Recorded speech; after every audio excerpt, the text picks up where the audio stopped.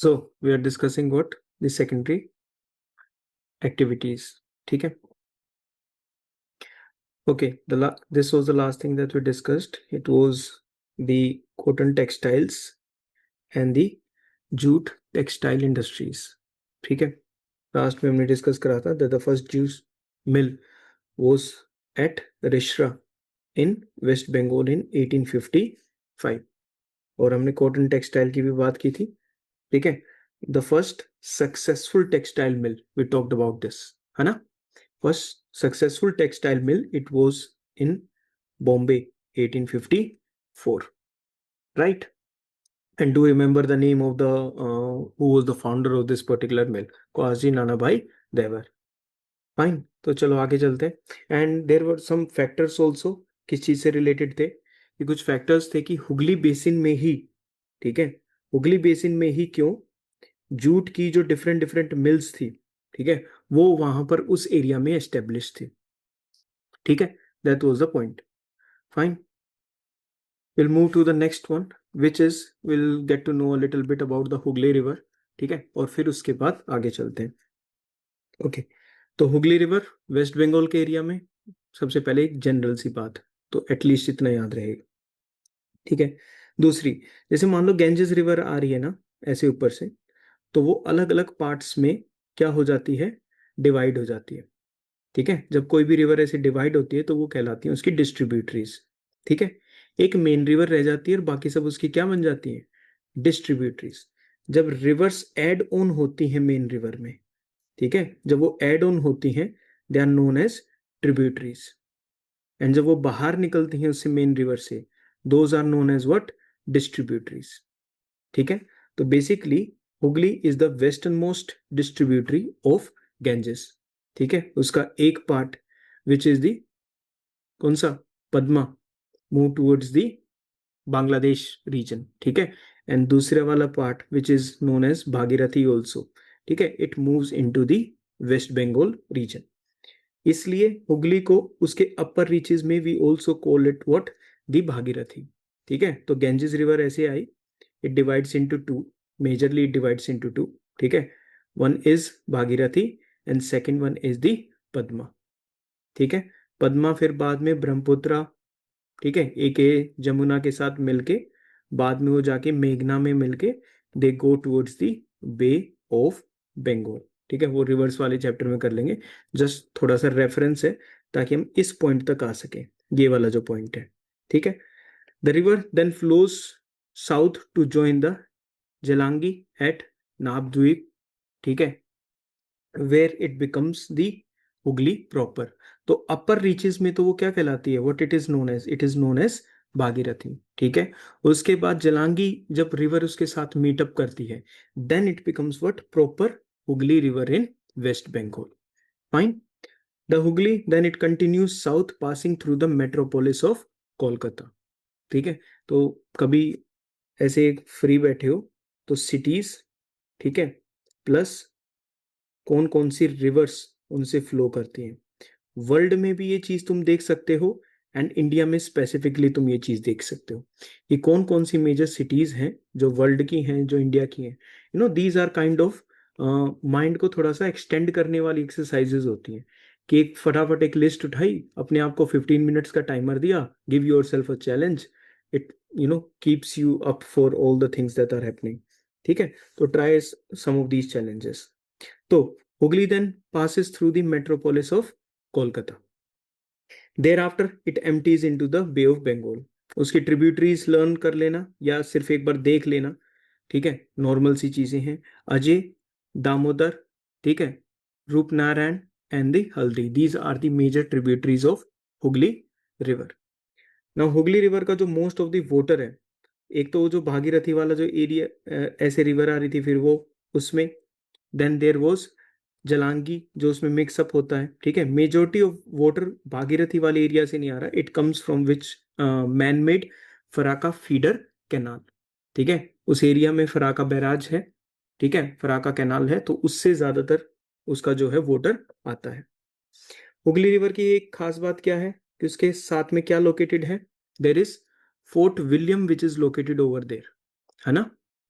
Do you remember modern Indian history, Fort William, Calcutta.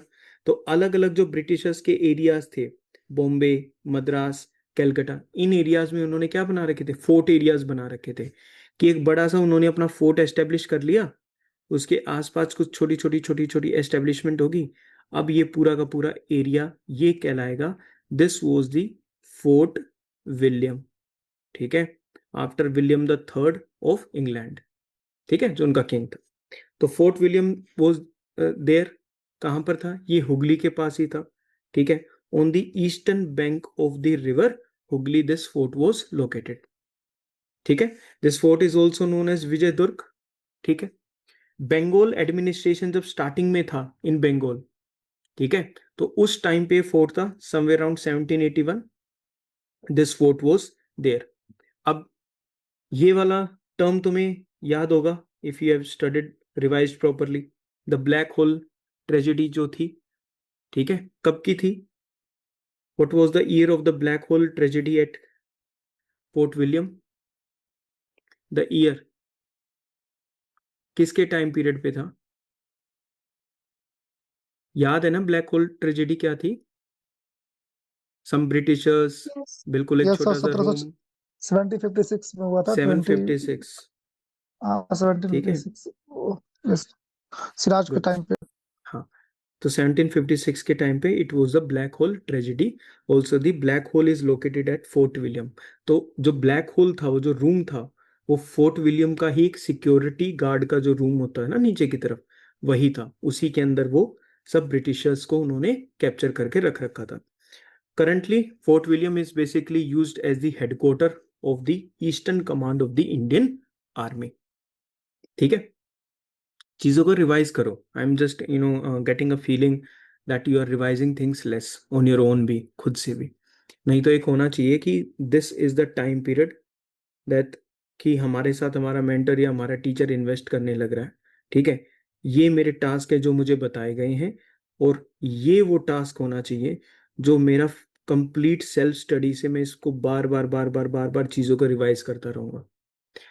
कैसे सबका same है, जो चीज़ें तुम भूल रहे हो सबकी सेम भूल रहे हो एक टाइम पे, ऐसा तो नहीं है, सब अलग अलग भूलते हो, अरे सब अलग अलग चीजें भूलते हो, यस और नो, अलग अलग टॉपिक्स में वीक हो, कॉमन क्लास हो सकती है उस चीज की, पॉसिबल है, नहीं है, क्या करोगे, थोड़ा सा अपने टाइम को एक्सटेंड करो, थोड़ा सा चीजों को गिव अप करो जो और पूरे दिन में करते हो, and try to find time to revise your things, ठीक है।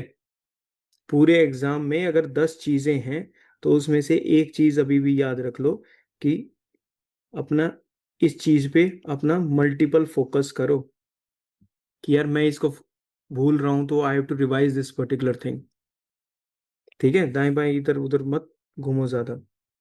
Okay, so this was the Hooghly river, ठीक है, ये किससे रिलेटेड पढ़ा है हमने, this is related with the jute textile वाले सब टॉपिक के साथ, ठीक है। नेक्स्ट हम आते हैं, that is this sugar industry, ठीक है। अब शुगर इंडस्ट्री को देखते हैं। सबसे पहले तो just remember that Brazil is the world's largest sugar producer, ठीक है, and exporter for this particular year, ठीक है। तो which country it is the Brazil which is the largest producer of sugar and the exporter as well. It commands रफली 23% of the global production, ठीक है। India stands second as the world producer of sugar. तो sugar की अगर हम बात करें तो ब्राजील के बाद it is India, but it is having first place in the other things which are produced from this sugar cane everything, that is gur, khandsari वगैरह, ये जितनी भी चीजें हैं इन प्रोडक्ट्स में India is at the first place. But if we talk just about the sugar, then India is at the second place following the footsteps of Brazil, ठीक है। Brazil holds somewhere around 1/4 of the production of the 1/4 of the global production, ठीक है। Try to get these facts in your mind. Now the raw material used in the industry is bulky, है ना, sugar cane है, sugar cane से आप क्या बना रहे हो, यू आर प्रिपेयरिंग शुगर, आप शुगर केन से शुगर बना रहे हो, ठीक है। तो सबसे पहली चीज तो शुगर केन बल्कि है। देखो प्रॉब्लम्स है, शुगर इंडस्ट्री में प्रॉब्लम्स हैं। हम सबसे पहले उन प्रॉब्लम्स को ही देखेंगे कि वो सब प्रॉब्लम्स क्या and how we can basically deal with them. First thing is कि जो शुगर केन इंडस्ट्री में है, that is what, that it is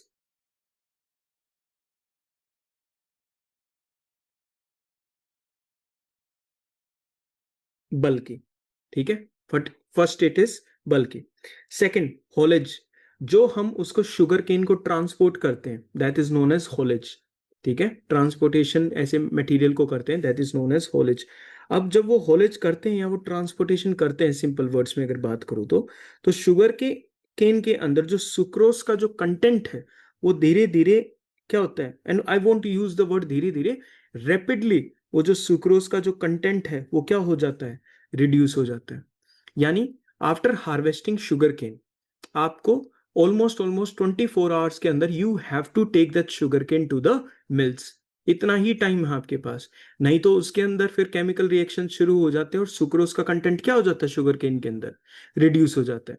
अब जैसे वीट और राइस है, वीट और राइस के साथ तो गवर्नमेंट क्या कर सकती है, government can basically take up that wheat and rice और वो उसको अपने किसी भी स्टोर हाउस में, ठीक है, वेयर हाउस में स्टोर कर सकती है, यस और no.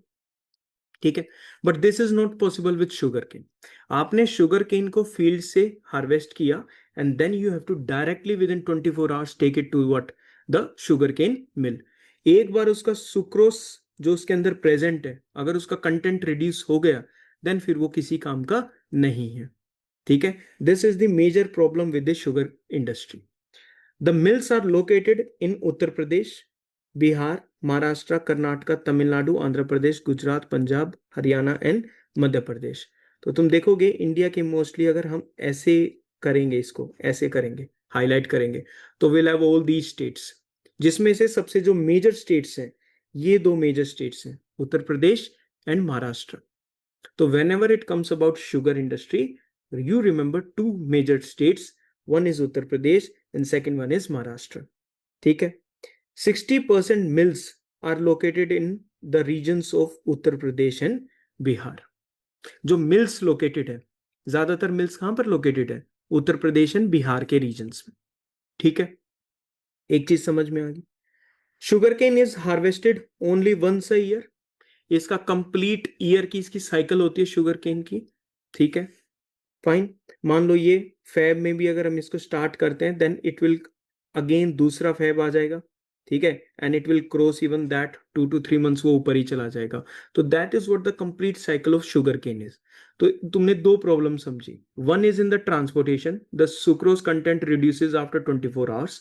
Second one is that it is only harvested once, एक बार ही वो हार्वेस्ट होगी पूरे ईयर में, and must be processed immediately to avoid any sugar loss. तो sugar mills function only during the crushing season.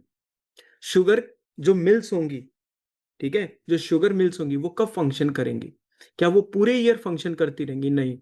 जब वो हार्वेस्ट होके शुगर केन आया है वही तो टाइम पीरियड है ना जब वो फंक्शन करेंगी। ठीक है, तो ये प्रॉब्लम है, शुगर मिल्स का फंक्शन करती हैं ड्यूरिंग द क्रशिंग सीजन, जो उस टाइम में 4 to 5 months की रेंज में वो पीरियड होता है, उसी टाइम पर ये शुगर मिल्स फंक्शन करती हैं। विच explains why the sugar industry is seasonal. Sugar industry कैसी है, सीजनल है, एक पर्टिकुलर टाइम पीरियड पर ही शुगर मिल्स फंक्शन करती हैं, बाकी टाइम वो क्या करेंगे, शुगर केन तो अवेलेबल है नहीं, तो they won't be able to do anything. And suits cooperative ownership involving farmers. Please remember this, तुम्हें लगेगा यहां कोई फैक्ट नहीं है, ठीक है, चलो फैक्ट को भी तुम कम ही याद कर रहे हो आजकल, बट ठीक है, बाद में आते हैं उन बातों पर। कोऑपरेट ओनरशिप, कोऑपरेटिव जो ओनरशिप है, ठीक है, sorry I was using the word cooperate, cooperative ownership, cooperative ownership पता है ना, हमने इंडस्ट्रीज को डिवाइड करा था, पब्लिक, प्राइवेट, मिक्स, जो public and private both of them were players, and the cooperative ownership. Cooperative ownership में multiple number of farmers will come together, ठीक है, इंडस्ट्रियलिस्ट वगैरह जिनकी इंडस्ट्रीज वगैरह है, they will pull down their resources, they will pull down their resources, and तब वो काम करेंगे। अब सोच के देखो, अगर शुगर मिल्स जो पूरा का पूरा ये शुगर का पूरी की पूरी साइकिल है, अगर ये पूरे ईयर में मल्टीपल टाइम्स टर्न हो रहा होता, मल्टीपल क्रॉप्स होते, मल्टीपल टाइम्स उसमें से शुगर एक्सट्रैक्ट हो सकता था, तो अगर कोई एक सिंगल पर्सन भी उसको करता है या कुछ लोग भी उसको करते हैं तो उनको फायदा हो जाएगा, बिकॉज आप ज्यादा प्रोड्यूस कर रहे हो। ठीक है, बट यहां पर क्या है, एक सिंगल सीजन है, ठीक है, उस सिंगल सीजन में आपको काम ज्यादा करना है, ठीक है, तो वहां पर किस चीज की जरूरत होगी, बेटर कैसे होगा वो काम, it will be done better by the cooperative ownership. ठीक है, तो यहां पर कोऑपरेटिव मॉडल का हमको यूज करना है in the sugar industry. So cooperative farming is preferred because it allows the small farmers to pool land, capital, labor to achieve the economies of scale, reduce cost and increase productivity. अगर वो single single individual करेंगे चीजों को तो उनके ऊपर ज्यादा costing आएगी, ज्यादा प्रॉफिट अवेलेबल नहीं होगा। ठीक है, तो ये वाला केस समझ गए कि हमको शुगर इंडस्ट्री में what we have to do, we should go for what, the cooperative farming. हाँ, इसी केस में अगर शुगर एक साल में मल्टीपल टाइम्स ग्रो कर रही है, मल्टीपल टाइम हार्वेस्ट हो रही है, तो सिंगल पर्सन कर सकते हैं ना, उसको पता है कि मैं एक ही साल में ज्यादा प्रोड्यूस करूंगा सेम उससे। यहां पर क्या है, रिसोर्सेज उतने ही लगने हैं, रिसोर्सेज उतने ही लगने हैं, लेकिन आपकी प्रोडक्शन वगैरह वो क्या है, कम है, साल में एक ही बार है, तो आपका जो प्रॉफिट है वो रिड्यूस हो जाएगा। ठीक है, लेकिन यदि अगर इसके अदर देन दिस, अगर आप चीजों को रिसोर्सेज को क्या करते हो, कोऑपरेट करते हो एक दूसरे के साथ, then you will have better system. तो this paragraph is dedicated to what, that there should be cooperative ownership among the farmers regarding the sugar cane and the sugar industry. Got it? Clear हो गया ये वाला? हाँ, ठीक है।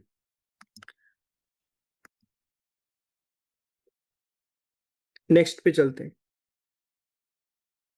In recent years there is a tendency for the mills, ठीक है, ज्यादातर मिल्स कहां पर बताई थी, यूपी एंड बिहार वाले एरिया में there are more than 60% of the mills which are located there.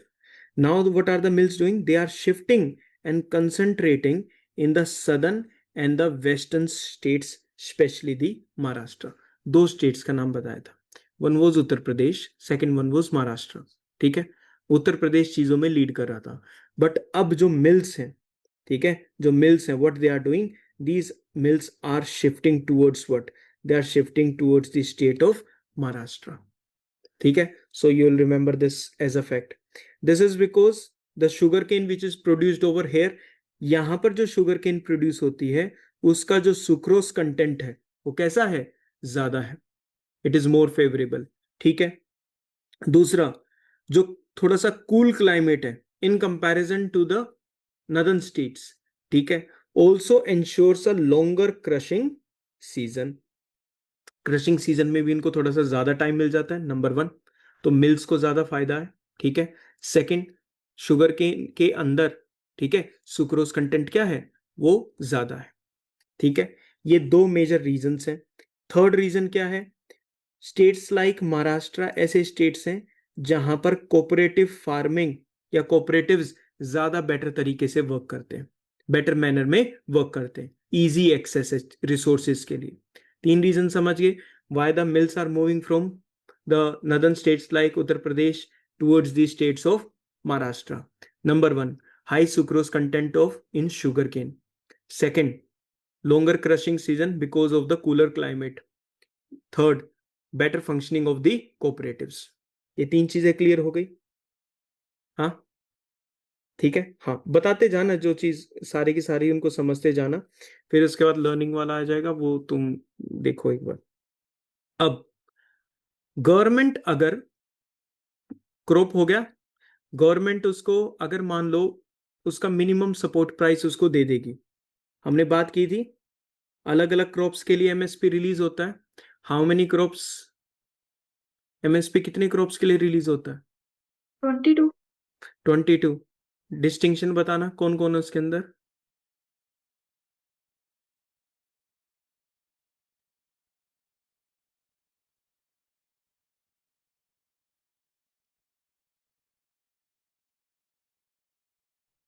Sir, Rabi crop, Kharif and seeds.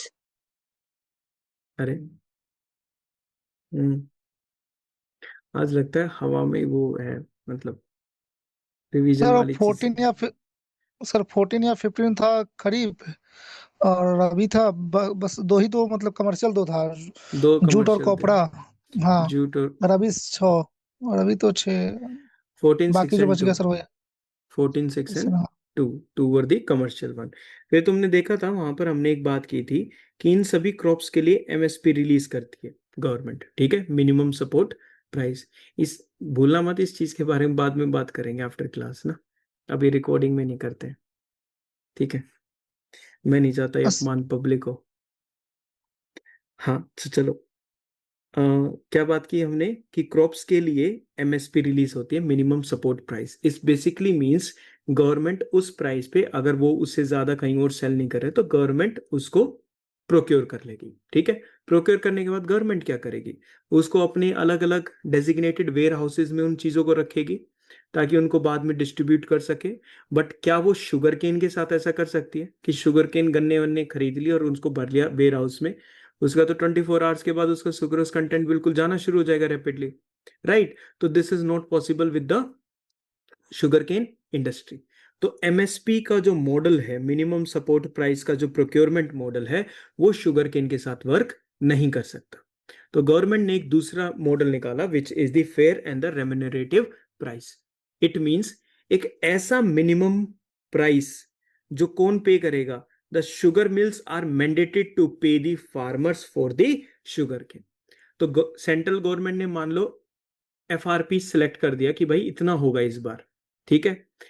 Farmer कहां जा रहा है, क्या वेयर हाउस जा रहा है हार्वेस्ट करने के बाद? नहीं, वो डायरेक्ट ट्रैक्टर कहां जा रहा है, the vehicle is directly going to the sugar cane mill में जा रहा है वो, ठीक है। वहां उनको मिलता है the fair and the remunerative price. Now this price is determined by the central government based on the recommendations of the CACP, ठीक है। This CACP was involved in the MSP as well, yes.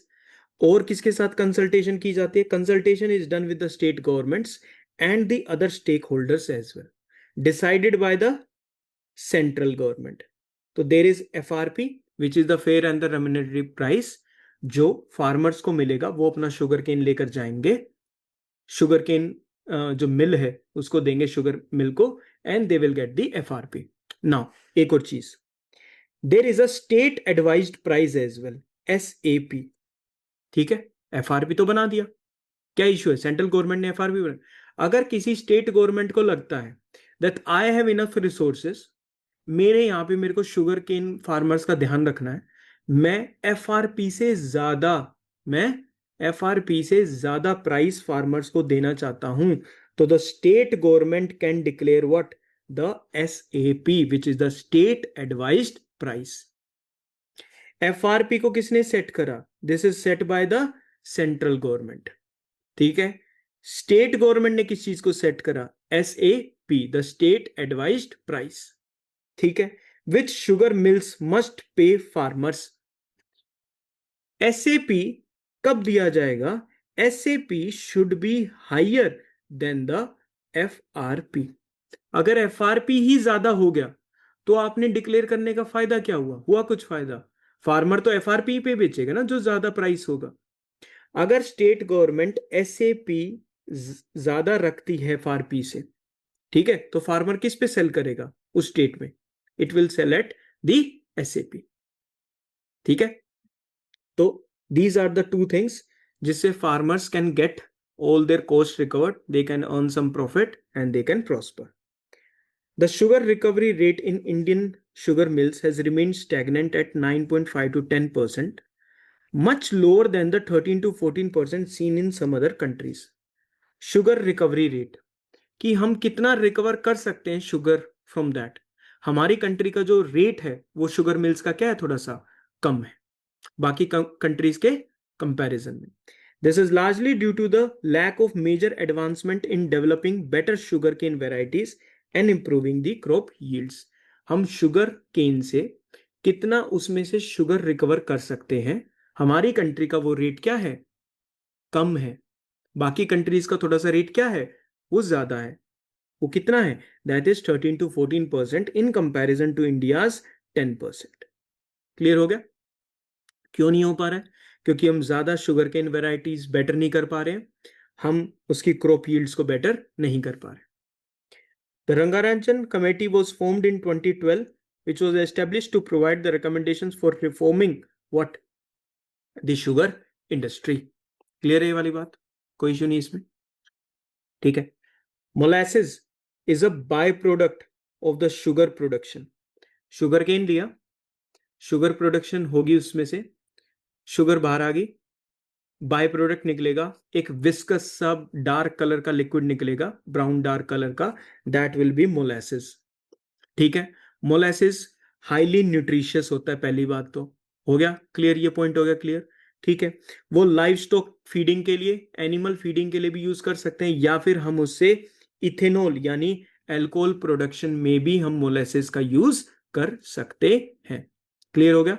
Sugar cane से बनेगी sugar, sugar cane से बनेगी sugar, by product जो release होगा that will B molasses. Molasses can be used in the livestock feeding, animal feeding में use हो सकता है, और it can use in the production of ethanol.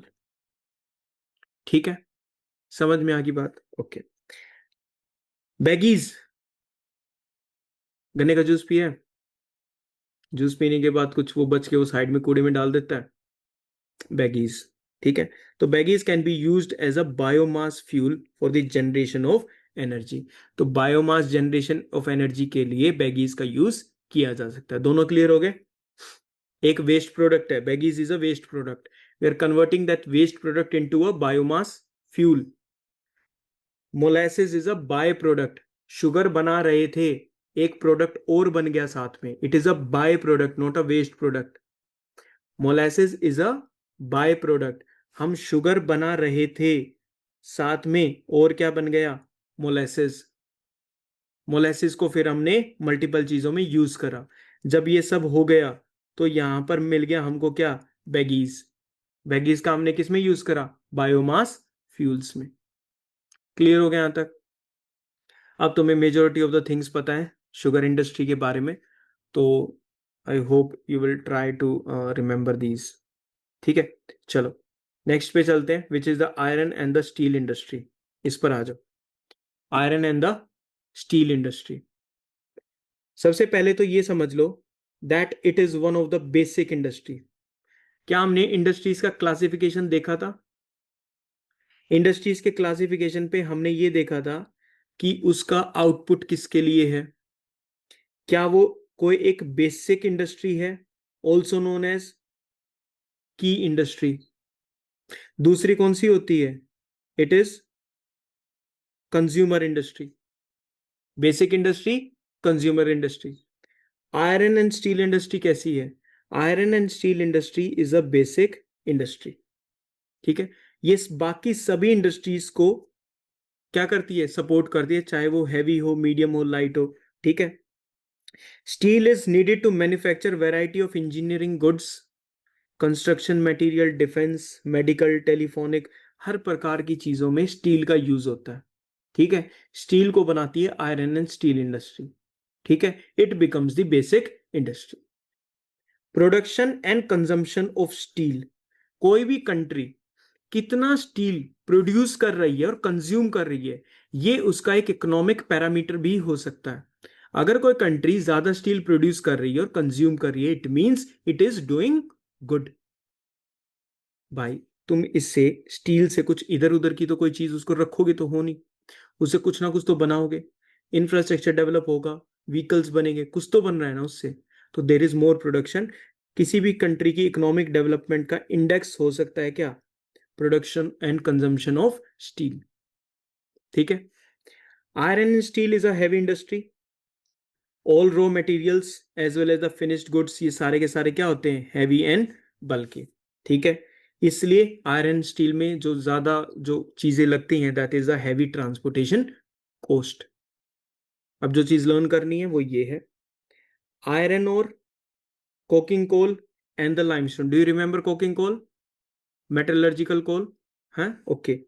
Iron और कोकिंग कोल एंड लाइमस्टोन, ये required होते हैं टू क्रिएट स्टील, ठीक है, इन व्हाट रेशियो, 4:2:1, मतलब 4 parts of iron ore, 2 of coking coal and 1 of limestone will help us create steel, ठीक है.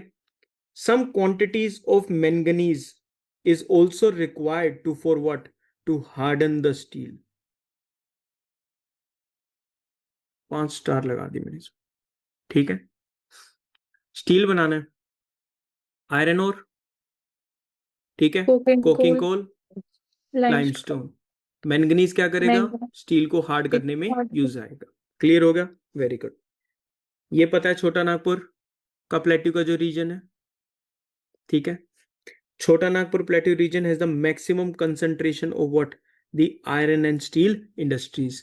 क्योंकि इसका रॉ मटेरियल हैवी होता है, तो इंडस्ट्रीज कहाँ लोकेटेड होंगी, जहां पर रॉ मटेरियल होगा, अवेलेबल होगा, ठीक है. Largely because of the relative advantages, ठीक है. These includes low cost of iron core, low cost of iron ore, high grade raw material in proximity, there is cheap labor present in the Chota Nagpur region, vast growth potential in the home market. उसी area में वो ज्यादातर वही industry, iron steel, दूसरी industries भी वही है, basics to दूसरी इंडस्ट्री में सामान जाना, ठीक है. कुछ आयरन स्टील प्लांट्स हैं गवर्नमेंट के, which you should have sufficient idea of कहां पर लोकेटेड हैं. ओके यार, इतनी बढ़िया बढ़िया तो चीजें तुम लर्न कर लिया करो इनको, हैं, क्या आत्मा गवाही नहीं देती. चलो ठीक. Bhilai steel plant, it is located in Chhattisgarh, ठीक है. We have Bokaro, Jharkhand. Rourkela steel plant is in Odisha. It was India's first integrated steel plant in the public sector, the Rourkela steel plant. क्या याद करने, the state and the plant, the state and the plant. Bhilai, Chhattisgarh. Bokaro, Jharkhand. Rourkela, Odisha. Durgapur, West Bengal. इसको Burnpur, waste Bengal, ठीक है. Visvesvaraya iron steel plant, Bhadravati, Karnataka. Salem steel plant, it is located in Tamil Nadu, ठीक है. बाद में जाके कुछ की उनकी जितने भी वो हैं, मेजोरिटी ऑफ देम, उनकी वो देख लेना, ठीक है, लोकेशंस देख लेना, and you will be able to remember most of them. हो जाएगा. मैप भी प्लस उसके साथ जो ये आपको लोकेशंस बताएंगे, ये कोई पॉइंट तो नहीं रहा, हो गया. जितना सामने है उस पर दिमाग लगाया करो. और दिमाग किस सेंस में, हाँ, कि दिमाग किस सेंस में कि कैसे तुम उसको जल्दी से लर्न कर सकते हो, ठीक है, नॉट द दाएं बाएं थिंग्स. बीच में इधर से you can go through the metallurgical industry, smelting वगैरह, इनको रीड कर लेना, ठीक है. Nothing big in that, basic words है. एल्यूमिनियम स्मेल्टिंग, ठीक है. हम स्मेल्टिंग जैसे प्रोसेस में what we are basically doing, सबसे पहले तो smelting will be the part of the metallurgical industry का एक प्रोसेस होगा, ठीक है. हम high heat chemical reducing agents वगैरह का यूज करते हैं, लाइक कोक वगैरह का हम यूज करते हैं, चारकोल का, ताकि हम रो और से प्योर मेटल क्या कर सकें, एक्सट्रैक्ट कर सकें, ठीक है. अब आ जाओ एल्यूमिनियम स्मेल्टिंग में. Aluminium smelting is the second most important metallurgical industry, ठीक है. एक तो हमारा आयरन स्टील प्लांट्स हो गए, उसके बाद आता है aluminium smelting. Iron steel plant से तो हमने स्टील बना लिया, विच इज द मोस्ट इंपॉर्टेंट. फिर आता है उसके बाद aluminium. It is light, aluminium light होता है, रेसिस्टेंट टू कोरोजन होता है, एल्यूमिनियम पे जंग नहीं लगेगा, रेसिस्टेंट टू कोरोजन होता है. It is a good conductor of heat, malleable, become strong when mixed with other metals. जैसे हम मैंगनीज को किस में ऐड करते हैं, स्टील में, to make it harder and stronger. Aluminium will be used in the manufacturing of aircraft, utensils, wires वगैरह, इन सब के लिए. It has gained popularity as a substitute of steel, copper, zinc, lead in number of industries. ठीक है. Process बिल्कुल simple सा होता है. Transport of raw material to the plant, iron ore को मेल्ट किया जाता है, लाइमस्टोन का यूज होता है, जो उसमें से इधर उधर की इंप्योरिटीज होती हैं, स्लैग होता है, that is remove, coke is burned to heat the ore. अब वो जितना भी melted होगा, it will be put in some kind of molds में जाएगा वो, ठीक है, वो जो melted वाला है वो molds में जाएगा, उन molds को pigs बोलते हैं, ठीक है, that's why उनके अंदर जो iron होगा that will be known as the pig iron, ठीक है। हम स्टील का मैन्युफैक्चरिंग देख रहे हैं, pig iron is then further purified by melting and oxidising the impurities. हम मैंगनीज जैसी चीजों को बाद में ऐड करते हैं स्टील में ताकि हम उसको ज्यादा हार्ड और स्ट्रॉन्ग बना सकें। We are keep on repeating the things in your mind as well, ठीक है। बाद में फिर हम उसको शेप कर सकते हैं कि हमको किस फॉर्म में उसकी रिक्वायरमेंट है। Aluminium smelting plants in the country, देखो सब बेसिक सी जगह हैं तो अलग से कुछ लर्न करने की जरूरत है नहीं, ठीक है। Bauxite which is the raw material used in the smelters, aluminium का और कहां से एल्यूमिनियम कहां से निकलता है, it is coming from which ore, it is coming from bauxite, ठीक है। So bauxite is the raw material और the ore for the aluminium. तो it is bulky dark reddish color rock, regular supply of electricity and assured source of raw material at minimum cost, ये दो prime factors होते हैं aluminium smelting plants के लिए। हमने पूरा ऊपर आयरन स्टील देख लिया, ठीक है, उसका प्रोसेस भी एक बार देख लिया, बीच में पिग आयरन जैसी भी चीजें देख ली, ठीक है। हम एल्यूमिनियम स्मेल्टिंग पढ़ रहे थे, that it is the second most important. ज्यादातर यूज किस में होता है, used in the manufacturing of aircraft utensils and wires. It is becoming a good alternative, it is becoming a good alternative. Getting my point? ठीक है। अब और देख लिया तुमने, bauxite is the ore of aluminium, जहां से वो आता है। अब 4 to 6 टन्स ऑफ बॉक्साइट अगर लोगे तो उसमें से 2 टन्स ऑफ एल्यूमिना निकलेगा, एंड उसमें से भी जब आप उसको रिफाइन करोगे तो will get 1 ton of aluminium. आई बात समझ में? बॉक्साइट इंप्योरिटीज वगैरह उन सबको रिफाइन करो, रिमूव करो, finally you will get only 1 ton of aluminium from that, ठीक है। ये चीज। दूसरी चीज, the process of manufacturing in the aluminium industry. जो बॉक्साइट की क्वेरी है, जहां से वो निकाला जा रहा है बॉक्साइट, द रॉ मटेरियल, क्या करेंगे बॉक्साइट को? ट्रांसपोर्ट और शिप करेंगे, ठीक है।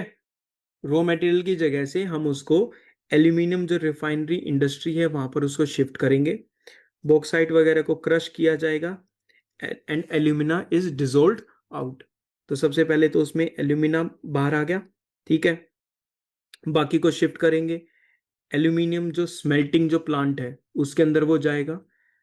क्रायोलाइट जैसे मटेरियल्स का यूज किया जाता है, ठीक है, मोल्टन मेटल में क्रायोलाइट जैसे मेटल्स का यूज किया जाता है। जस्ट रिमेंबर दिस मेटल, तुमको उसके अंदर की इंजीनियरिंग समझने की जरूरत नहीं है, ठीक है। ये इमेज भी यहां पर सिर्फ इसलिए just because it was given in that. Better supply of electricity चाहिए एल्यूमिनियम को फॉर्म बनाने के लिए, प्रोड्यूस करने के लिए, याद रहेगी ये बात। एल्यूमिनियम को बनाने के लिए we require somewhere around 18,600 kilowatt hour per ton of ore, per ton of bauxite हमको यूज होती है एल्यूमिनियम स्मेल्टर के अंदर, ठीक है।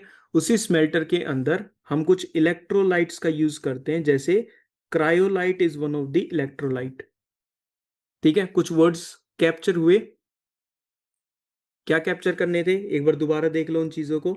One was the bauxite which is the ore of aluminium, उसमें से वी गेट एल्यूमिना, हम उसको और ज्यादा रिफाइन करते हैं, ठीक है। एल्यूमिनियम जो स्मेल्टर होता है उसके अंदर there is requirement of electricity, there are some electrolytes which are added such as cryolite, और हमको finally 4 to 6 tons of bauxite के अंदर से we get 1 ton of aluminium, okay done, ठीक है। ये दो हो गए।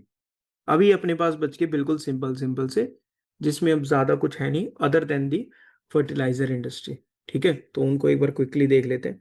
One is the chemical industries. ठीक है, केमिकल इंडस्ट्री बहुत लार्ज स्मॉल स्केल मैन्युफैक्चरिंग, इनकी रैपिड ग्रोथ होने लग रही है। इनऑर्गेनिक केमिकल्स भी प्रोड्यूस होते हैं, ठीक है, कंट्री के अंदर। For example sulphuric acid. Sulphuric acid का किस किस चीज में यूज होगा? In the manufacture of fertilizers, synthetic fibres, plastics, adhesives, ठीक है, gum type, paints, dyes and other stuffs. Nitric acid is formed alkalis, soda ash, ठीक है, जिनका डिफरेंट डिफरेंट चीजों में यूज आता है, एंड कोस्टिक सोडा। तो only there is one single point, किसका किस चीज में यूज आता है, एक तो वो थोड़ा बहुत एक बार उस पर नजर कर लेना। मोस्टली वहां जो चीजें दी होंगी ऑप्शंस में वो ठीक ही होंगी इस चीज के रिगार्डिंग। दूसरी, एक याद रखना that we are forming the inorganic chemicals as well. Number one, we are into the organic chemical sector as well, जहां पर हम carbon based compounds, petrochemicals, plastic, resin, solvents वगैरह ये सब प्रोड्यूस करते हैं। ठीक है, बस उससे ज्यादा इसमें कुछ नहीं है। ओके, नेक्स्ट पे आ जाते हैं, which is the fertiliser industry. किस लिए यूज होते हैं fertilisers? What are first fertilisers? Fertilisers क्या होते हैं fertilisers? Sir manures and used in agriculture. Crops को न्यूट्रिशन देने के लिए, बेटर ग्रोथ के लिए, ओके, हाई यील्ड। ठीक है, तो जो भी हमारे क्रॉप्स वगैरह हैं, सोइल है, ठीक है, उनको किस चीज की रिक्वायरमेंट है? न्यूट्रिएंट्स की रिक्वायरमेंट है। ठीक है, दीज न्यूट्रिएंट्स जब हम इनको कंसंट्रेटेड फॉर्म में प्रोवाइड करते हैं, ठीक है, ये कंसंट्रेटेड फॉर्म में these are known as what? Fertilisers. ठीक है, क्रॉप की ग्रोथ वगैरह में हेल्प करते हैं। तो India remains the second largest consumer and the third largest producer.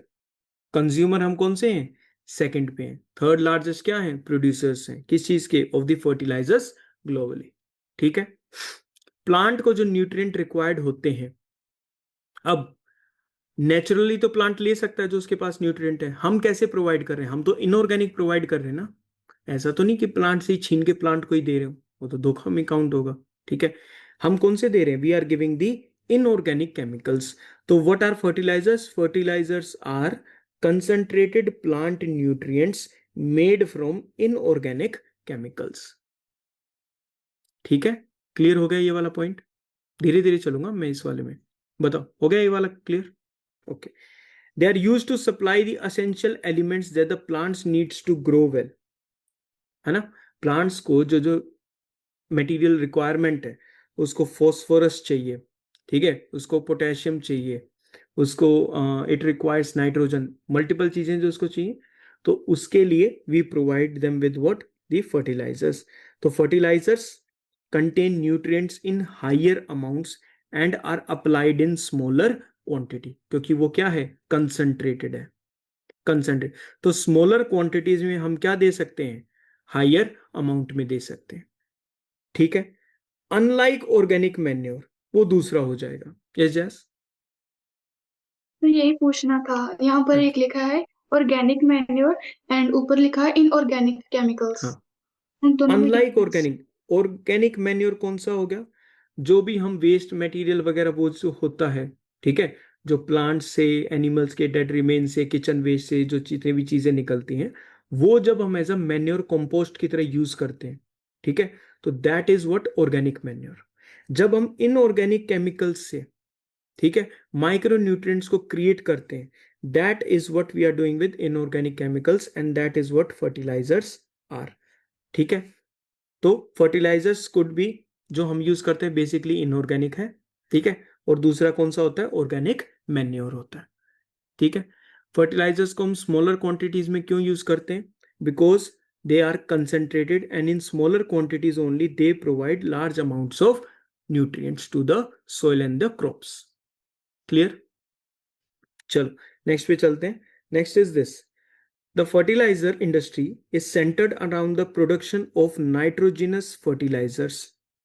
ठीक है, ज्यादातर जो नाइट्रोजन के जो फर्टिलाइजर होते हैं जिसमें नाइट्रोजन की एलिमेंट ज्यादा है, ठीक है, तो पूरी की पूरी जो फर्टिलाइजर इंडस्ट्री है वो ज्यादातर उसके सेंटर्ड अराउंड है, मेनली यूरिया, फॉस्फेटिक फर्टिलाइजर्स जिसके अंदर फॉस्फोरस होता है, ammonium phosphate and complex fertilisers which have a combination of nitrogen, phosphate and potash. ठीक है, तो हम हर टाइप के फर्टिलाइजर्स को क्रिएट करने लग रहे हैं। एक हम क्रिएट करने लग रहे हैं, what we are basically producing, हम बेसिकली यूरिया प्रोड्यूस कर रहे हैं। यूरिया के अंदर लार्ज अमाउंट ऑफ क्या है, नाइट्रोजनस न्यूट्रिएंट्स है। ठीक है, we are also producing phosphatic fertilisers and ammonium phosphate. अभी हम इनके बारे में थोड़ा सा रीड करेंगे डेप्थ, ताकि एकदम कहीं और देखो ना तो ऐसा अजीब सा ना लगे कि पता नहीं ये क्या ही पूछ रहा है। ठीक है, कुछ कॉम्प्लेक्स फर्टिलाइजर्स भी हम यूज करते हैं या प्रोड्यूस करते हैं जिसके अंदर नाइट्रोजन, फॉस्फेट एंड पोटैश, इन तीनों का कॉम्बिनेशन प्रेजेंट होता है, NPK, nitrogen, phosphate and potash. ठीक है, ये थी, क्लियर हो गया। Third, that is potash is entirely imported as the country does not have reserves of commercially usable potash or potassium compounds in any form। जो हम पोटैश वाला जो है, ठीक है, जो पोटैश है हम उसको पूरा का पूरा क्या करते हैं, इंपोर्ट करते हैं अपनी कंट्री में। ठीक है, because we do not have the reserves, simple. Urea, एक दो टर्म्स को वैसे बताया मैंने, do not go into the chemistry of them, do not keep them की लाइक पता नहीं क्या ही आ गया सर के ऊपर। ठीक है, नथिंग ऑफ दैट सॉर्ट, सामने है उसको थोड़ा बहुत रीड करा, just get a bit of understanding and move ahead. Urea highly concentrated of what, nitrogenous fertilizer है urea, it contains around 46% of nitrogen. ठीक है, प्रोड्यूस्ड फ्रॉम एनहाइड्रस अमोनिया, किससे प्रोड्यूस होता है, अमोनिया से प्रोड्यूस होता है। एनहाइड्रस मतलब बेसिकली जिसके अंदर वाटर प्रेजेंट नहीं होता, एनहाइड्रस। ठीक है, एनहाइड्रस अमोनिया से प्रोड्यूस होता है। तो अमोनिया से हम क्या प्रोड्यूस कर रहे हैं, we are producing what, urea. Urea के अंदर क्या ज्यादा प्रेजेंट है, नाइट्रोजनस। ठीक है, crucial for what, the crop की ग्रोथ के लिए, फोटोसिंथेसिस में और क्रॉप की यील्ड को इंक्रीज करने में urea is very useful. It is white crystalline, crystals की फॉर्म में होता है, but it is highly soluble in water. तो अगर आपने यूरिया यूज करा है फील्ड में और इरिगेशन ज्यादा हो गई, पानी ज्यादा यूज कर दिया, तो यूरिया उसके अंदर सोल्यूबल फॉर्म में जाके इट विल वॉश अवे। ठीक है, ये चीज दिमाग में रखनी है सेट थोड़ा सा।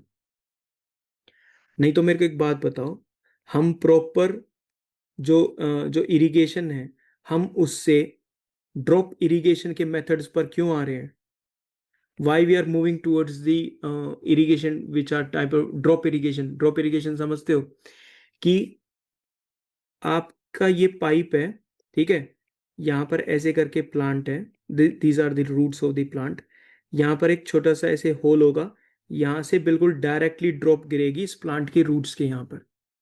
ठीक है, ड्रॉप इरिगेशन, फाइन। तो हम इस मेथड्स को क्यों यूज कर रहे हैं, बिकॉज हमको पता है कि यूरिया जैसी जो चीजें हैं they are soluble in water. अगर आप बिल्कुल ऐसे फ्लो में वाटर दोगे फील्ड को, ठीक है, तो वो उसके साथ इजीली क्या हो सकता है, अगर आपने टाइमिंग ठीक नहीं रखी तो वो उसके साथ सोल्यूबल फॉर्म में होकर it can wash away as well. It acts as an organic source of nitrogen, though it can become volatile if not managed correctly. ठीक है, आप यूरिया को अगर अच्छे से मैनेज नहीं करोगे फील्ड में, it can create other conditions as well. It is used as a basal dose and the top dressing as well. हम उसको रूट्स वगैरह सोइल के वहां पर भी यूज करते हैं, बेस पर भी यूज करते हैं, when we are planting sowing वगैरह उस टाइम पर भी हम इसका यूज करते हैं। टॉप ड्रेसिंग बाद में भी हम उसका यूज करते हैं, तो इसके मल्टीपल यूजेस हो सकते हैं। हम फर्टिलाइजर को किस टाइम पर अप्लाई कर रहे हैं, डिफरेंट डिफरेंट मेथड से। ठीक है, basal dose and top dressing, ये दो मेथड्स हैं, ठीक है, फर्टिलाइजर को अप्लाई करने के। मैं कुछ तुमको रुक रुक के क्रिटिकल वर्ड्स बताता जा रहा हूं, ठीक है। आई सपोज कि तुम्हारे दिमाग उतना ही एक्टिव होगा, प्रॉपरली उसको ग्रैब भी कर रहा होगा। अच्छा मेरे को ना इन 2 वर्ड्स पे फोकस करा जा रहा है, तो आज मैं 2 वर्ड एक्स्ट्रा कर लेता हूं। पहले से पता है इससे तो अच्छी चीज हो ही नहीं सकती। ठीक है, basal dose and top dressing. एक होता है DAP, DAP, di ammonium phosphate, di ammonium phosphate, DAP. It is the world's most widely used phosphorus fertilizer। जिन क्रॉप्स में फॉस्फोरस की रिक्वायरमेंट है, किसकी? फॉस्फोरस। N देख लिया, नाइट्रोजन, यूरिया, P की बात आ गई, फॉस्फोरस की। फॉस्फोरस के लिए हम ज्यादातर क्या यूज करते हैं? Die ammonium phosphate. It contains 18% nitrogen and 46% phosphorus. जाहिर सी बात है नाइट्रोजन कम होगा, यूरिया में नाइट्रोजन ज्यादा होगा, डैप में क्या ज्यादा होगा? फॉस्फोरस ज्यादा होगा। ठीक है, highly soluble again, used as a nutrient rich starter for crops to promote rapid root growth and the strong stems. इन सब चीजों के लिए ये यूज होता है। 2 क्लियर हो गए, यूरिया क्लियर हो गया, डैप क्लियर हो गया। ठीक है, थोड़ा बहुत आइडिया लग गया। ठीक है, अब नेक्स्ट पे आ जाओ। That is the Neem coated urea. अब हमने जो यूरिया है उसको किससे कोट कर दिया? नीम कोटेड कर दिया उसको। ठीक है, it is a Neem, urea को नीम से कोट करने का, उसके ऊपर कोट करने का, वी हैव मल्टीपल रीजंस की why we did that. There are multiple reasons why we did that. Urea जैसी जो चीजें हैं, ठीक है, यूरिया जैसे जो फर्टिलाइजर्स हैं, 2 पहले रीजन को समझो। जो यूरिया के अंदर नाइट्रोजन है, क्या वो एकदम से रिलीज होना चाहिए? थोड़े थोड़े थोड़े थोड़े अमाउंट में क्रॉप को मिलता रहे, कौन सा अच्छा है? आराम आराम से, थोड़ा थोड़ा। एक तो तुम बच्चा है, ग्रोइंग स्टेज में, तुमने उठाया दूध की बाल्टी बच्चे के अंदर डाल दी तो ग्रो करेगा, वो फट भी सकता है, दूध या बच्चा जो भी है। अब समझो तुम बात को। ठीक है, एक हम उसको आराम आराम से खिला रहे हैं, तो यूरिया से, यूरिया के अंदर क्या प्रेजेंट है? नाइट्रोजन प्रेजेंट है। वो नाइट्रोजन धीरे धीरे धीरे धीरे सोइल और क्रॉप को मिलता रहे। Is this good? This is achieved by coating it with Neem.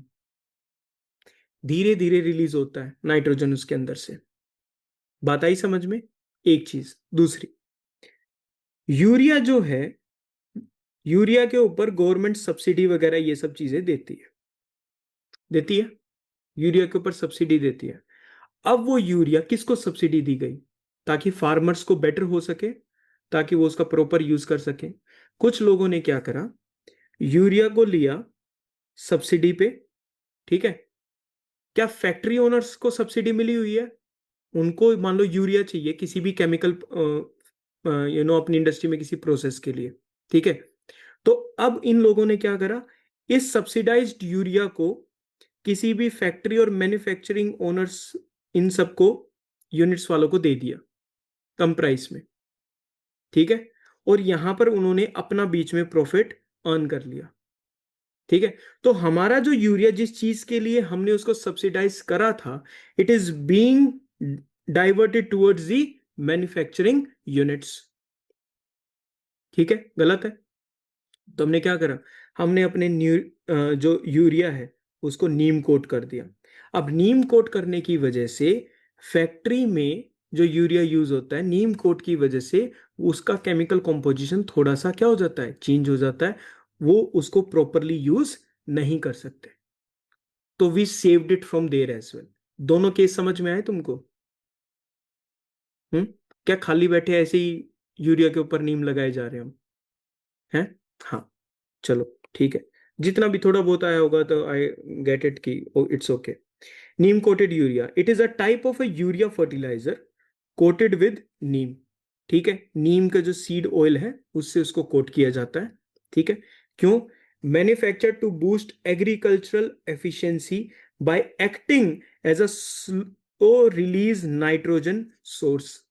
Nitrogen कैसे रिलीज होती है? स्लोली, धीरे धीरे।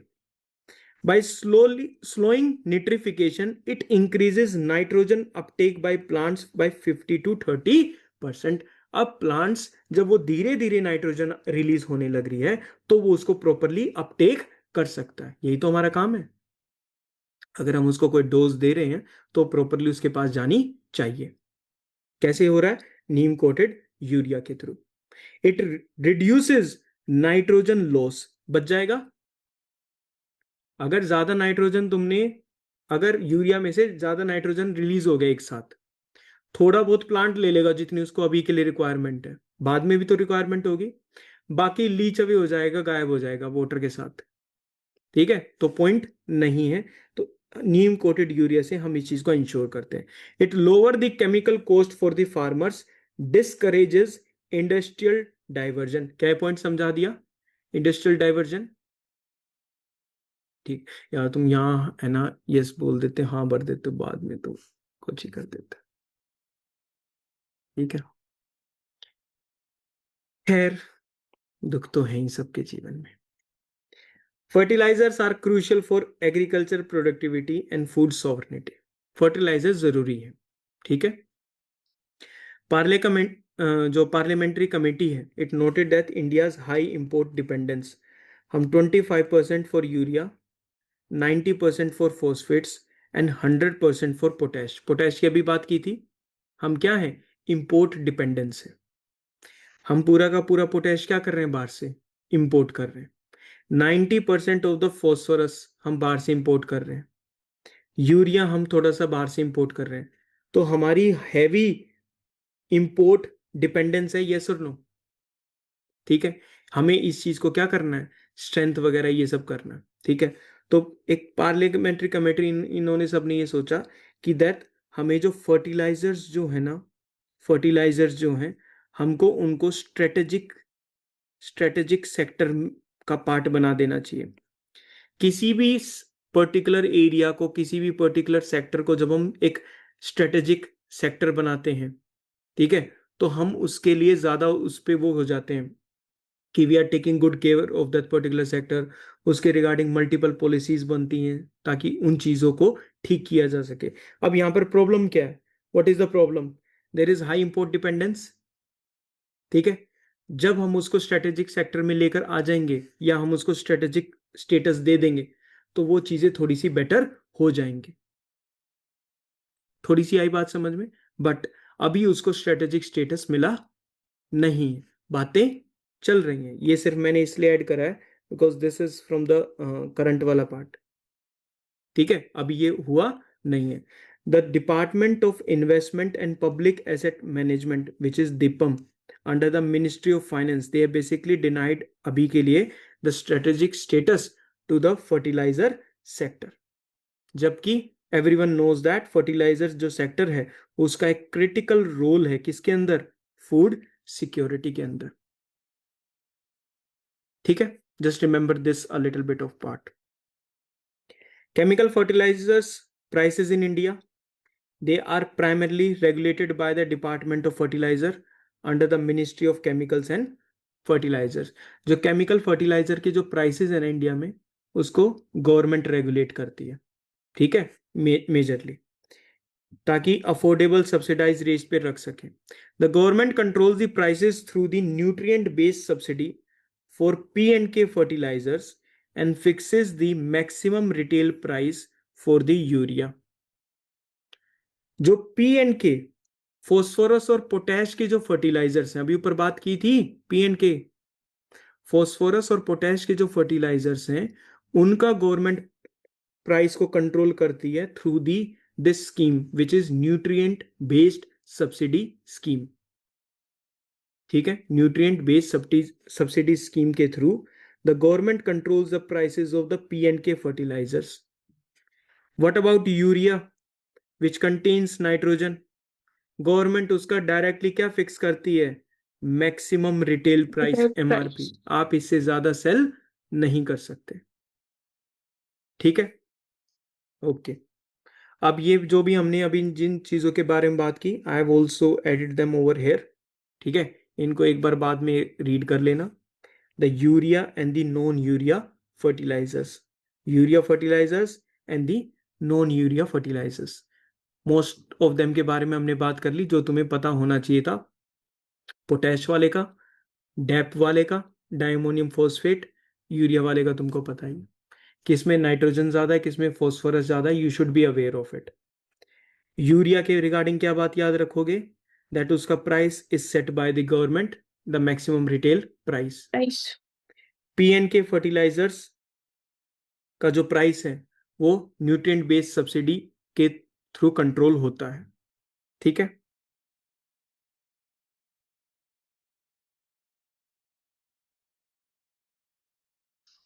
Here is the reference of the nutrient based subsidy scheme which was introduced on 1st of April 2010, nutrient based subsidy for phosphatic and potassic fertilizers, the P and the K।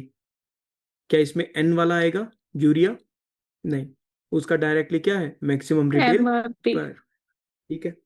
Under this scheme a fixed subsidy is provided for the subsidized P and K fertilizers including किस में, diammonium phosphate को, ठीक है, based on the nutrient content, किसमें कितना content ज्यादा है किसमें कम है, बेस्ड ऑन दैट उनको क्या मिलती है, एक फिक्स्ड सब्सिडी मिलती है, ठीक है। यूरिया का प्राइस कंट्रोल किया जाता है। The subsidy rates are decided on a annual or a biannual basis. The P and K sector has been decontrolled. P and K तो कंट्रोल में नहीं है, हम क्या प्रोवाइड कर रहे हैं, जब उनकी बस सब्सिडी प्रोवाइड कर रहे हैं, ठीक है। Which allows fertilizer companies to set the maximum retail price at reasonable levels. Fertilizer company P and K maximum retail price को सेट करती है। मेरी बात सुन रहे हो? फर्टिलाइजर कंपनी जो फर्टिलाइजर बेचती है वो कंपनी एमआरपी सेट करेगी रीजनेबल लेवल पर, ठीक है। गवर्नमेंट कैसे इंटरवीन करती है, सब्सिडी देकर। एमआरपी कौन सेट कर रहा है, fertiliser company.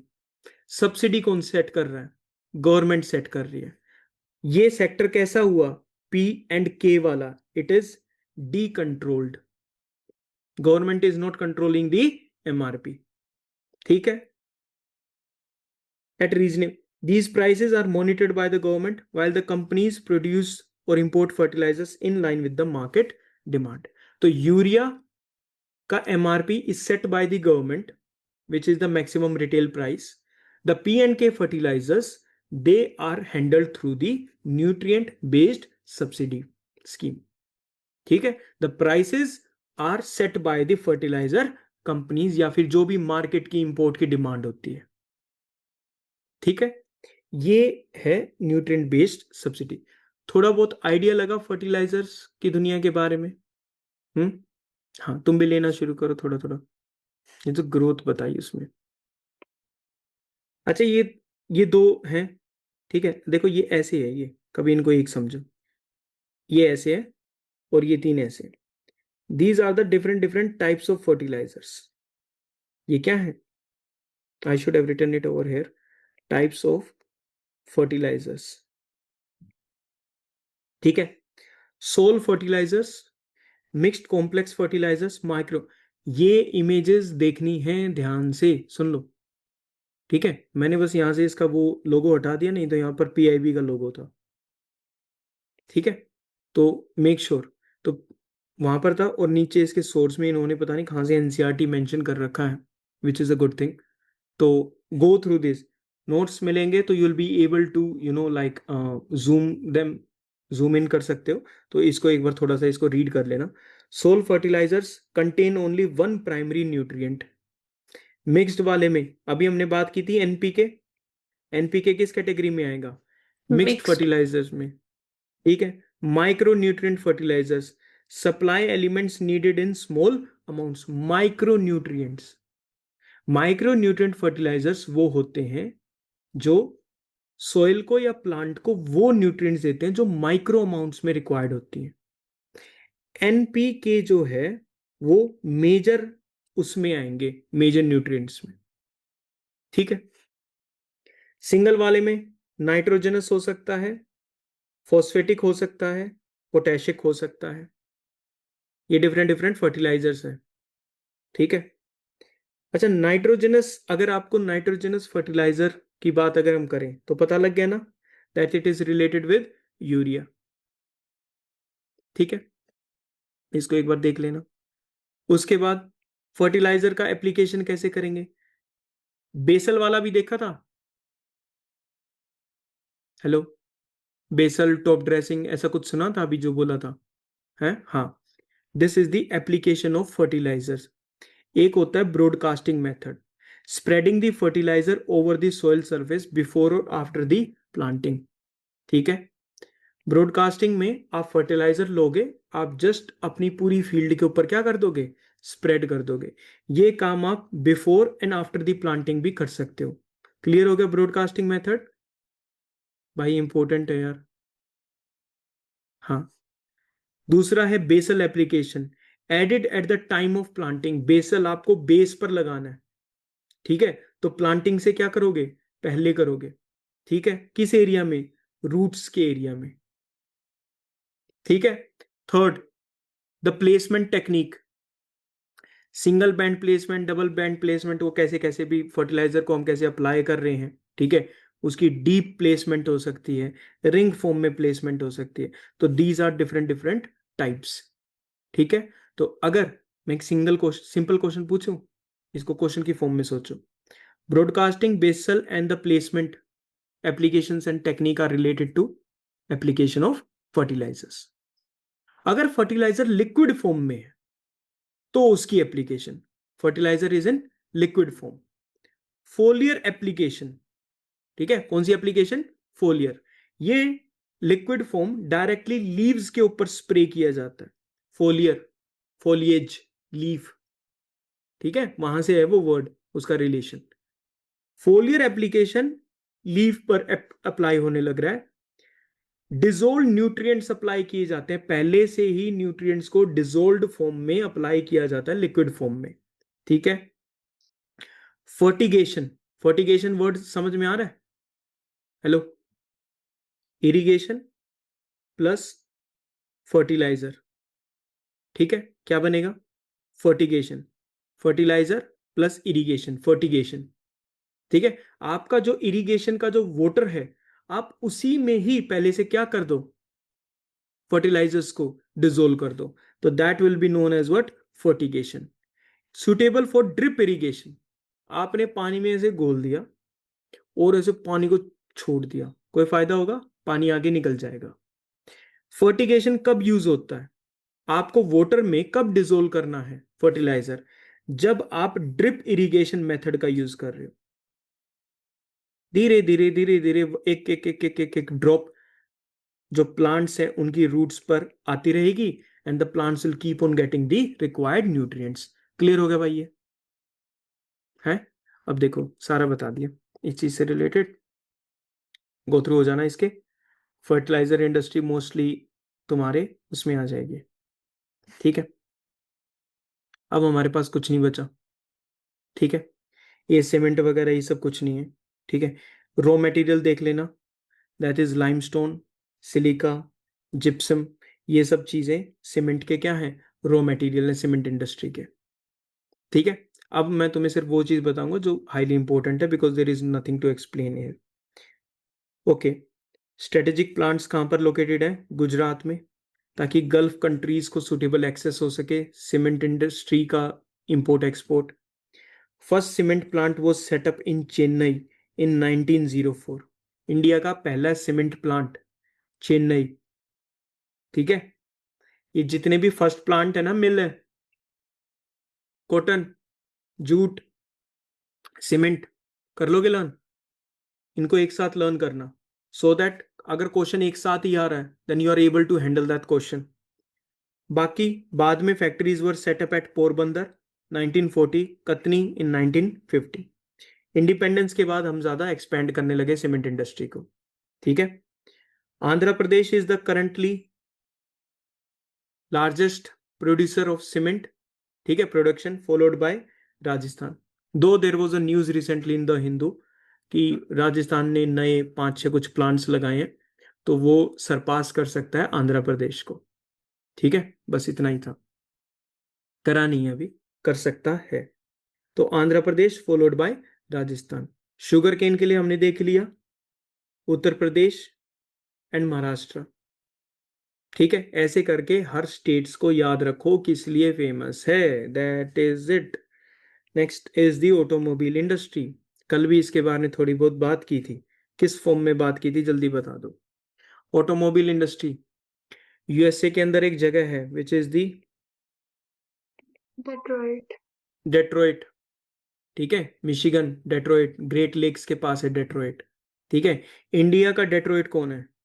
It is Chennai, क्योंकि यहां पर सबसे ज्यादा क्या है, the automobile hub of India. Major automobile industries यहां पर लोकेटेड है। कहां पर? चेन्नई में। ऑटोमोबाइल इंडस्ट्रीज हर जगह प्रेजेंट है। हो गया, done. IT and electronic industry. हमारी कंट्री की इलेक्ट्रॉनिक कैपिटल बेंगलुरु है ना, Bengaluru is the electronic capital of India. ठीक है, जितनी भी मेट्रोपॉलिटन सिटीज हैं मोस्टली वो सारी की सारी क्या हैं, IT hubs and electronic industry. Got it? Simple. कुछ है नहीं, होता तो मैं ना बोल देता। Industrial pollution and environmental degradation, ये मीन्स के रिलेटेड है। अलग अलग इतनी सारी अब इंडस्ट्रीज के बारे में बात की तो उनसे air, water, land, noise, thermal pollution ये सब होता रहता है। बिल्कुल हो रहा है। एनवायरमेंट डिग्रेड हो रहा है, यस डिग्रेड हो रहा है। कुछ डिजास्टर्स भी हो जाते हैं अनफॉर्चुनेट, जैसे कि Bhopal gas disaster, Bhopal gas जो ट्रेजेडी है वो, और बाकी के डिजास्टर्स एक बार इनको जरूर देख लेना। ठीक है, जैसे Bhopal gas tragedy, it was the first major industrial disaster, है ना। कब हुआ था? On the night of 2-3 December of 1984। ठीक है, किस चीज का लीक हुआ था? मिथाइल आइसोसाइनेट, मिक का। कहां से? Union carbide India limited factory से। किस चीज की इंडस्ट्री थी ये? एक पेस्टिसाइड प्लांट था इन भोपाल, मध्य प्रदेश। ठीक है, number of people suffered, you know things. ठीक है, there were number of deaths. तो this was the Bhopal gas tragedy 1984। Environment protection act कब आया?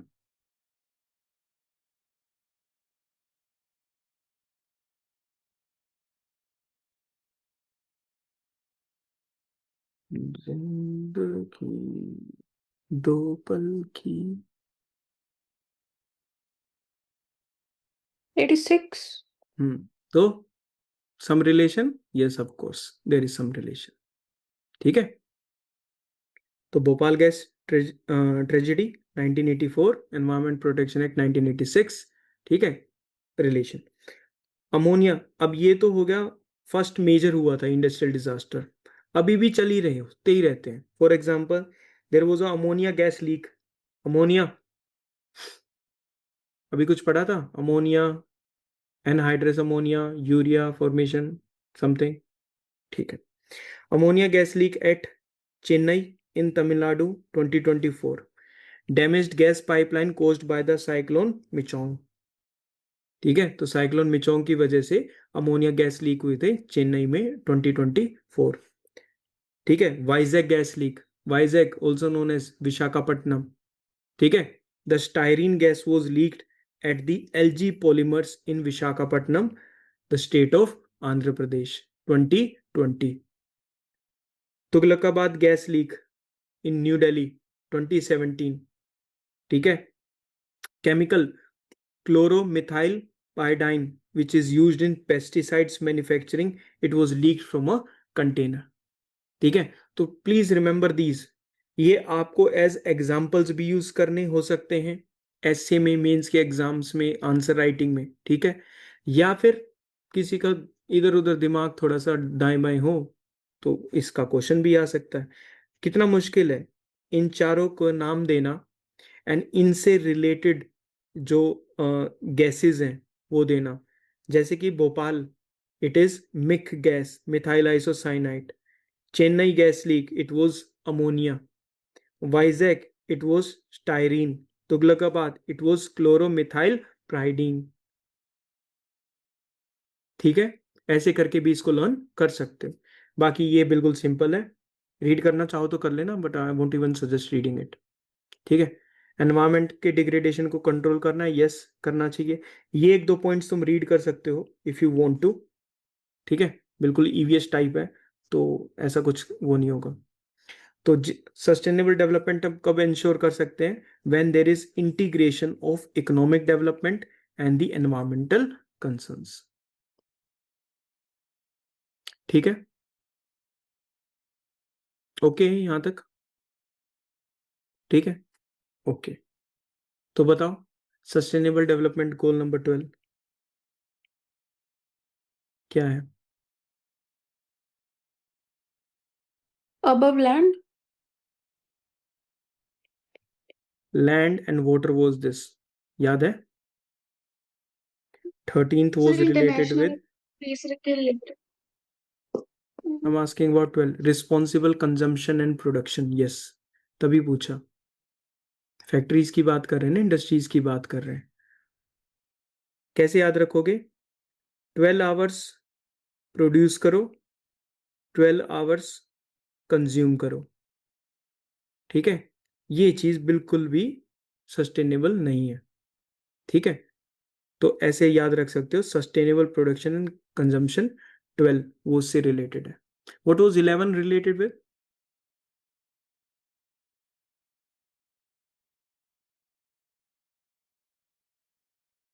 वो इंडस्ट्रीज से ही कुछ था। अच्छा, 11 को इंडस्ट्रीज कर दिया। ठीक है, चलो फिर तो टाइम ही ऐसे तो वेस्ट हो जाएगा। लास्ट वाला मैं नहीं करता डिलीट, मैं एडिट ही नहीं करूंगा इसको।